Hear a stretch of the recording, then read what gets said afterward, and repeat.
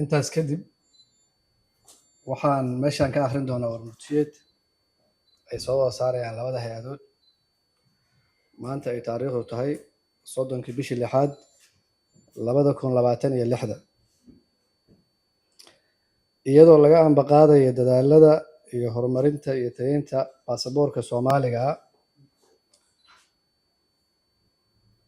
sharciyada iyo xeer nidaamyaasha socdaalka iyo hay'adda aqoonsiga qaranka waxa ay magaalada Muqdisho ku wada yeesheen kulan isla markaana labada hay-adood ay ku kala saxiixdeen heshiis afgarad oo ka kooban qodobada soo socda. Lambar 1 laga bilaabo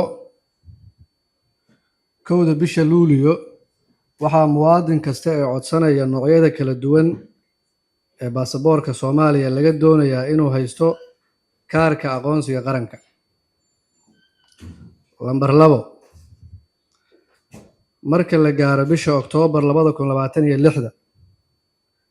waxaa laga doonayaa muwaadin kasta ee u safraya gudaha dalka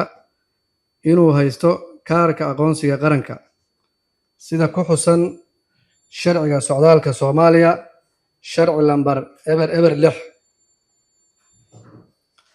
hay'adda socdaal lambar qodobka 3 hay'adda socdaalka iyo jinsiyadda Soomaaliya iyo hay'adda aqoonsiga iyo diiwaangelinta qaranka waxa ay ka wada shaqeyn doonaan tayada dukumeentiyada sharciga ah ee Soomaaliya iyagoo kaashanayo hay'adaha heer federaal iyo heer dowlad goboleed. Qodobka 4 waxa ay labada hay-adood iska kaashanayaan ka hortagga dukumeentiyada been abuurka gaar ahaan ka been abuurista aqoonsiyada sugidda iyo dhowrista wax ka beddelka xogaha diiwaan gashan ee labada hay-adood.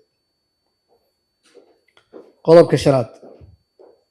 hay'adda socdaalka iyo jinsiyadda iyo hay'adda aqoonsiga qaranka waxa ay ka wada shaqeyn doonaan sare u qaadidda